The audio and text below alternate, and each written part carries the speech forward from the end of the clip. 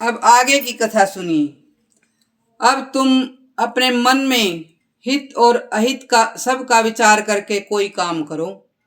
गुरु शुक्राचार्य के इस प्रकार समझाने पर बलि ने हंसकर मेघ गर्जना के समान गंभीर वाणी में कहा, गुरुदेव, जिन वाक्य द्वारा आपने मुझे विचलित किया है वे सब मेरे हित की दृष्टि से ही कहे गए हैं। तथापि विचार दृष्टि से देखने पर आपके हितकारक वचन भी मेरे लिए अहितकारक ही होंगे, यानी इसमें हमारा कोई कल्याण नहीं होगा। ब्रह्मचारी का रूप धारण करके आए हुए इन भगवान विष्णु को मैं इनकी मांगी हुई वस्तु अवश्य दूंगा। ये विष्णु संपूर्ण कर्मों और उनके फलों के भी स्वामी हैं। इसीलिए दान के सबसे उत्तम पात्र हैं। जिनके हृदय में ये सदा विराजमान रहते हैं वे मनुष्य भी सर्वोत्तम पात्र माने जाते हैं। यह बात ध्रुव सत्य है।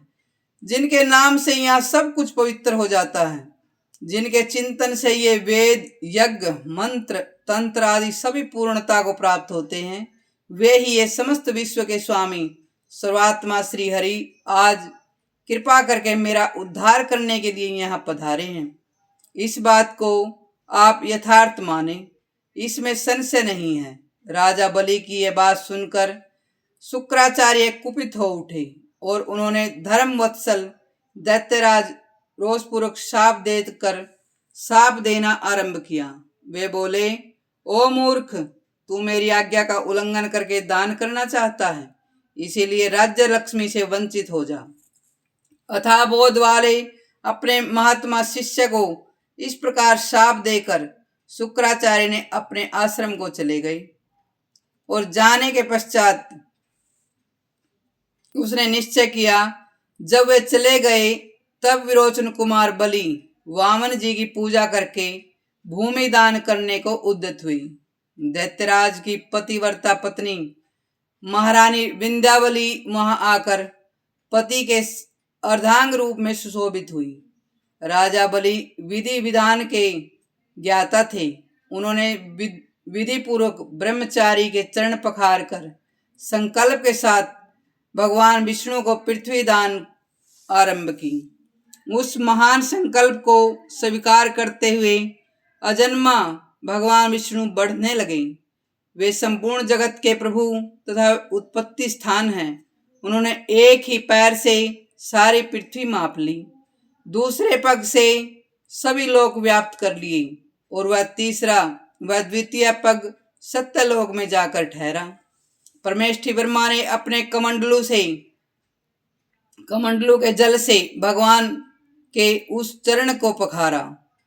भगवान के चरण पखारने से जो चरणोदक तैयार हुआ उसी से संपूर्ण पापों का नाश करने वाली तथा सबके लिए परम मंगलमयी श्री गंगा जी प्रकट हुई। बोलिए गंगा मैया की जय। जिन्होंने अपने पावन जल से तीनों लोगों को पवित्र किया, सागर के सभी पुत्रों का उद्धार किया तथा जिनके जल से महाराज भगीरथ ने उस समय भगवान शंकर का जटाजूट भर दिया। भगवान विष्णु की चरण धूलि से युक्त गंगा नामक तीर्थ सब तीर्थों में प्रधान है। इसे ब्रह्मा जी ने प्रकट किया। राजा बलि ने भूतल पर उतारा और संपूर्ण चराचर जगत को भगवान ने दो ही पगों से माप लिया। फिर उस विराट स्वरूप को छोड़कर देवादिदेव भगवान जनार्दन पुनः वामन ब्रह्मचारी के रूप में अपने आसन पर विराजमान हुए। उस समय देवता, गंधर्व, मुनि, सिद्ध, चारण, यज्ञपति भगवान विष्णु का दर्शन करने के लिए बलि के यज्ञ में आए। ब्रह्मा जी ने वहां आकर परमात्मा श्री हरि का स्तवन किया। गंधर्वपतियों ने गीत गाए और अप्सराओं, विद्याधरों और किन्नरों ने विशेष समारोह के साथ नृत्य किया। महात्मा बलि के यज्ञ मंडप में प्रहलाद जी भी पधारे। अनन्य दैत्यपति भी बड़ी उतावली के साथ वहां आ पहुंचे।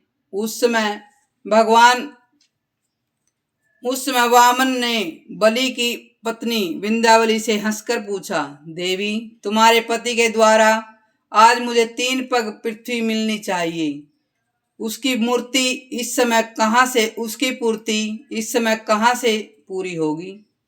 इसका उत्तर शीघ्र दो। विंध्यावली बड़ी साध्वी थी, उसे इस घटना का तनिक भी विस्मय नहीं हुआ, यानी वो एक पल के लिए भी आश्चर्य नहीं हुई। वह भगवान त्रिविक्रम से इस प्रकार बोली, देव, आप समस्त लोगों के एकमात्र स्वामी हैं। आपने अपना भारी डग बढ़ाकर यह त्रिलोकी माप ली। इस प्रकार संपूर्ण जगत आपसे व्याप्त है। संसार के एकमात्र बंधु आप ही हैं। आपके स्वरूप की तुलना कहीं नहीं हो सकती। भला हम जैसे लोग आपको क्या दे सकते हैं? इसलिए इस समय जो भी निवेदन करती हूँ उसी के अनुसार कार्य कीजिए। मेरे स्वामी ने इस समय आपको 3 पग भूमि देने की प्रतिज्ञा की थी। उसी के अनुसार मेरे पूज्य पतिदेव तीनों लोग 3 पगों के लिए इस स्थान इस प्रकार दे रहे हैं। प्रभो देवेश्वर, आप अपना पग मेरे मस्तक पर रखिए। जगतपते, दूसरा पग मेरे इस बालक के मस्तक पर रखिए। हे जगन्नाथ, अपना तीसरा पग मेरे पति के मस्तक पर रख दीजिए। केशव, इस प्रकार ये 3 पग मैं आपको दूंगी। विंध्यावली की यह बात सुनकर भगवान विष्णु बड़े प्रसन्न हुए और राजा बलि से मधुर वाणी में बोले, तात, मैं तुम पर बहुत प्रसन्न हूँ। बोलो, मैं तुम्हारा कौन सा कार्य सिद्ध करूं? महामते, संपूर्ण दाताओं में तुम सबसे श्रेष्ठ हो। तुम्हारी संपूर्ण कामनाएं पूर्ण किए देता हूँ। भगवान वामन ने ऐसा कहकर विरोचन कुमार बलि को बंधन से मुक्त कर दिया और उसे छाती से लगाकर हर्ष से भर गई। तब बातचीत करने में चतुर राजा बलि इस प्रकार बोले, प्रभो, आपने ही संपूर्ण चराचर जगत को उत्पन्न किया है, अतः आपके चरणविंदों के सिवा दूसरी कोई वस्तु मैं नहीं चाहता। हे जनार्दन, आपके चरण कमलों में मेरी भक्ति सदा बनी रहे। देवेश्वर, वह सनातन भक्ति बारंबार निरंतर बढ़ती रहे। बलि के इस प्रकार प्रार्थना करने पर भूत भावन भगवान वामन ने अत्यंत प्रसन्न होकर कहा, राजन, तुम अपने भाई बंधुओं और संबंधियों के साथ सुतल लोक में चले जाओ।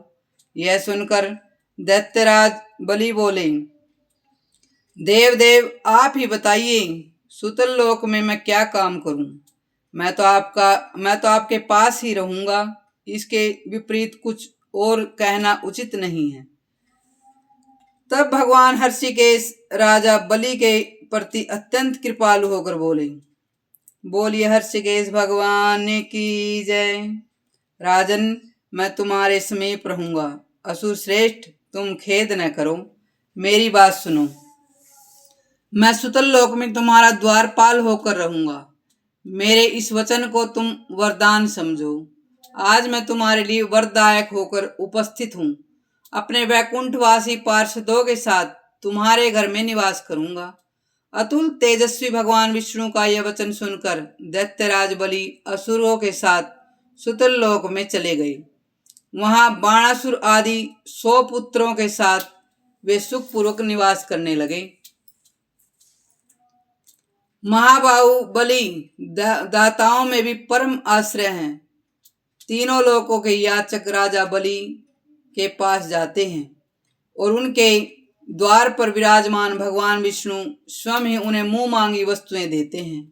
कोई भोग की कामना लेकर जाए या मोक्ष की, जिनकी जैसी रुचि होती है उसी के अनुसार उनको वह वस्तु समर्पित कर दी जाती है। भगवान शंकर की कृपा से ही राजा बलि ऐसे महत्वशाली हुए हैं। पूर्व काल में ज्वारी के रूप में उन्हें परमात्मा शिव के उद्देश्य से जो दान दिया था उसी का यह फल है। अपवित्र भूमि में पहुंचकर गिरी हुई गंध, पुष्प आदि सामग्री को भी परमात्मा शिव की सेवा में समर्पित करके जब बलि ने इतनी उन्नति की, तब जो लोग श्रद्धा और भक्ति से महादेव जी की सेवा में गंध पुष्प जल अर्पण करते हैं, उनके लिए तो कहना ही क्या होगा। वे साक्षात भगवान शिव के समीप जाते हैं। ब्राह्मणों, भगवान शिव से बढ़कर दूसरा कोई पूजनीय देवता है ही नहीं। जो गूंगे हैं, अंधे हैं, पंगु हैं, जड़ हैं, जाति बहिष्कृत हैं, चंडाल हैं, स्वपक्ष हैं, अंतज हैं, वे भी यदि सदा भगवान शिव के भजन में तत्पर रहें तो परम गति को प्राप्त होते हैं। संपूर्ण मनीषी पुरुषों के लिए भगवान शिव ही सदा पूजनीय हैं। पूजनीय ही नहीं, विद्वानों के द्वारा वे सदा चिंतनीय भी हैं और वंदनीय भी हैं। परम तत्व के ज्ञाता पुरुष अपने हृदय में विराजमान भगवान महेश्वर का निरंतर चिंतन करते रहते हैं। बोलिए शंकर भगवान की जय। आज की शिक्षा, अगर भक्ति से भगवान वश में हो सकते हैं तो मनुष्य क्यों नहीं हो सकते। धन्यवाद।